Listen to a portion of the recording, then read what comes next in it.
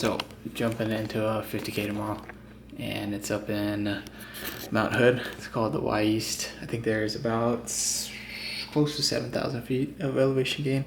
Starts at like 4,000 feet, jumps up to like 8 at the peak. So for a little bit of altitude, I think that would be good for overall training for Mammoth. But it's a cash prize, so I think the first place winner gets like $1,200, and then I think it's 800 and 500 for second and third. So I think they'll bring some fast people, which will be fun. It's good to run against fast people.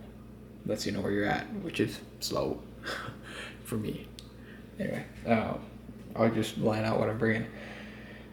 So I've done a decent bit of 50Ks now, and I've kind of got locked into at least what my body can take, and a little morning routine. So I usually wake up in the morning, drink a cup of protein, and then have some electrolytes. I got like a 3-hour drive, so I gotta wake up at 3:30, get there at 6:30, and then I gotta do a longer check-in because I'm doing a walk-in and didn't register online.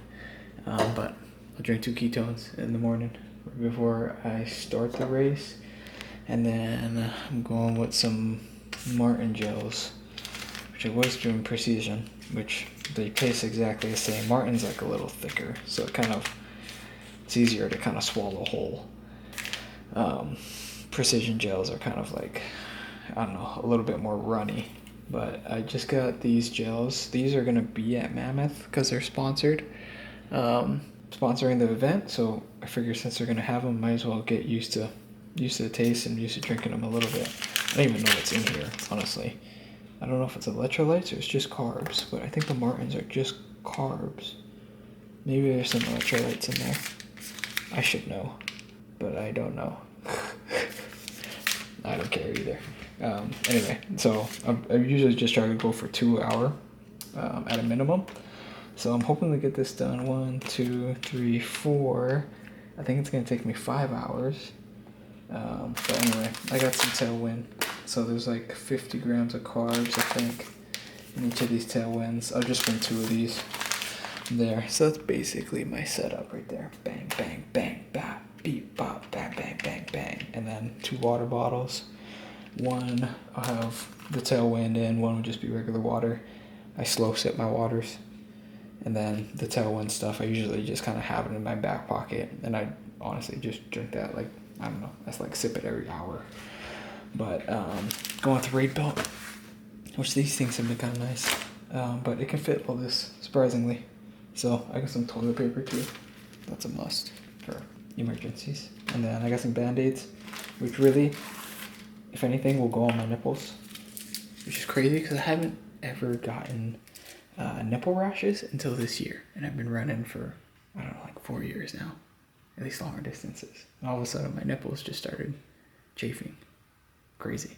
Anyway, okay. And then I got some tape and shit. That's the setup though. We'll see how it goes. I gotta get to bed. I'm gonna get like, I don't know, 6 hours of sleep, maybe a little less. And then rocket to Portland. And then go up Mount Hood. And then take a shuttle down Mount Hood. And then we're running up to the top of Mount Hood. And then down into Meadows for the finish line. So it'll be good. It'll be fun.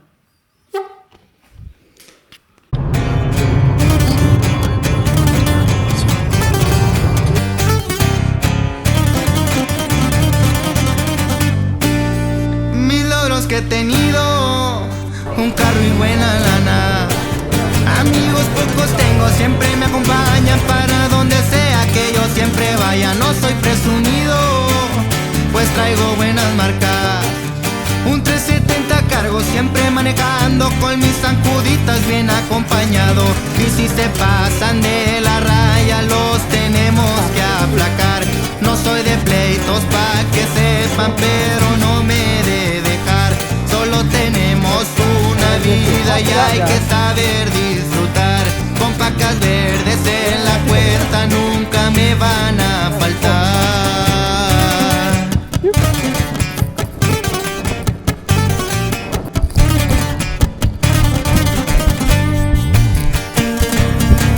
Y así suena Ramiro LR.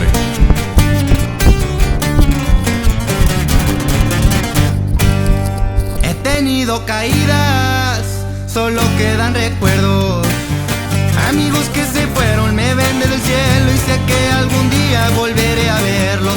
presumido, pues traigo buenas marcas.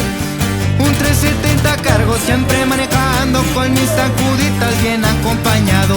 Y si se pasan de la raya, los tenemos que aplacar. No soy de pleitos pa' que sepan, pero 50K recap and week 8 recap. Through the week, I didn't run too much, kept it pretty light, and did 50K on Saturday, which you just saw. Okay, moving on. So I got 8th overall. Anyway, there were some fast girls, so there's some really fast guys anyway. But there was a cash prize, so it brought in some sponsored athletes, so that was kind of fun. And those guys just booked it out the front, and I always kind of start middle of the pack, so I did kind of my usual thing, and started off pretty easy, worked into my pace about mile 9, and then finished out the race kind of strong, I thought. So overall, it was just kind of wanting to do this race as a gut check. I'm 8 weeks out. I wanted to see if I'm, can work strongly through a 50K at a decent pace. So I kept my heart rate up at like 160 and just kind of ran comfortably at like 85% kind of the whole time. So overall, felt good. I think a couple takeaways.